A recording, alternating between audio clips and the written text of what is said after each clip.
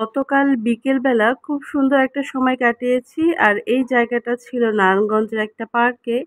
তো সবকিছু মিলায় ভালোই লেগেছে। তবে গরমটা একটু কম হলে বেশি ভালো হইতো। বাসা থেকে চলে গেলাম নারায়ণগঞ্জের উদ্দেশ্যে।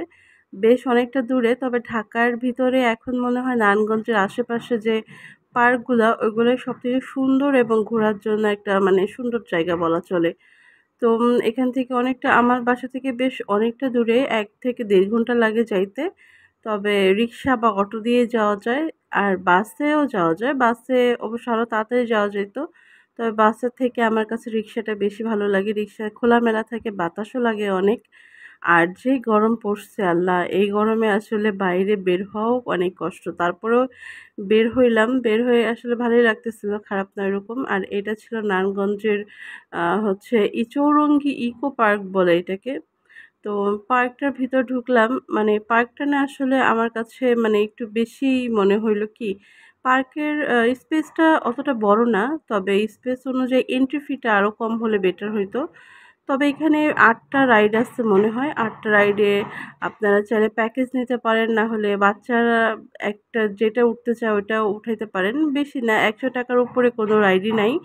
৳৮০, ৳১০০ এরকম করে সবগুলা রাইড। তবে মানে সুন্দর আছে বলা চলে। অনেক বাচ্চারা এখানে এসেছে।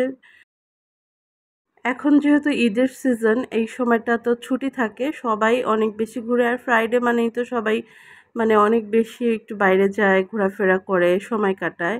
আসলে বাচ্চাদের সারাদিন মোবাইল না টিপে এরকম একটু ঘুরতে নিয়ে যাওয়াটা অনেক ভালো। কারণ আমরা আসলে অনেকটাই মানে মোবাইল নির্ভর বা যন্ত্র নির্ভর হয়ে গেছি। এখন কিন্তু আগের মতো ওরকম বাইরে যাওয়া হয় না, খেলাধুলা করতে পারে না বাচ্চারা। তাদের জন্য এই ছোট, ছোট যে পার্ক আছে ঢাকার মধ্যে, এগুলোতে আসলে ঘোরানো অনেকটা ভালো। তো এখানে আবার একটা ফেরির মতো একটা আছে, বোটের মতো। তো ওইখানটা দিয়ে হচ্ছে যে মানে নদীর একটা ভিউ আসে। শীতলক্ষ্যা নদীর পাড়ে যেহেতু এই পার্কটা, তো একদম নদীর ভিউটা। এখানে স্পিড বোট দিয়ে একটা রাইড আছে শীতলক্ষ্যা নদীতে। আর এই পাশেই হচ্ছে আকিজ সিমেন্টের একটা সুন্দর স্থাপনা, ভালোই লাগে দেখতে। ছোট, ছোট নৌকা আছে, স্পিড বোট। আপনি চাইলে যেটায় মন চায় ওটায় একটা রাইড নিতে পারেন। আর এই তো এখানে ছিল সেই ডান্স আইসক্রিম, এই ছোট বাচ্চাটা নিতেছিল। তো এটা দেখতেছিলাম। এরপরে এই একটা আপুও নিল। আমরা অবশ্য নেইনি। আমার কাছে মানে আইসক্রিমটা অতটা খাওয়ার জন্য উপযোগী মনে হলো না। মনে হয় যে এমনিতেই অনেকটা গরম আর অনেক জার্নি করে আসছি। মনে হয় হয়ে যাবে, অসুস্থ হয়ে যেতে পারি। এজন্য আইসক্রিম আর খেলাম না। দেখা যাবে ঠান্ডা লেগে গেছে। আর এই রাইডটা তো সুন্দর, এরোপ্লেনের উপরে বসা। তবে আমি কোনো রাইডে উঠি নাই ভাই। আমার রাইডে ওঠা সম্ভব না।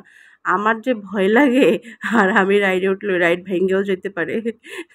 Sorry to say that. But এই যে এখানে একটা বাচ্চাদের জন্য গেম আছে, ভিডিও গেম। তো গাড়ি, ঘোড়া এগুলা বাইক চালানোর গেমগুলা এগুলাও সুন্দর। আজকে আসলে আমরা বাইরে ঘুরতে আসছি, বাট ওরকম কোনো কিছুই খাওয়া-দাওয়া করিনি। কারণ দুপুরবেলা বাসা থেকে খেয়েই বের হলাম। আর আমার বাসা থেকে তো আহামরি দূরত্বে না।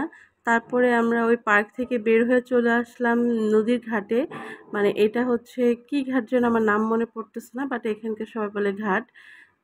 সরি, নবীগঞ্জ ঘাট। তো এই নবীগঞ্জ ঘাটে কতক্ষণ বসেছিলাম, সুন্দর একটু বাতাস, তার সাথে একটু ঝালমুড়ি খেয়ে নিলাম। আর আজকের মতো ভিডিওটা এই পর্যন্ত রাখলাম।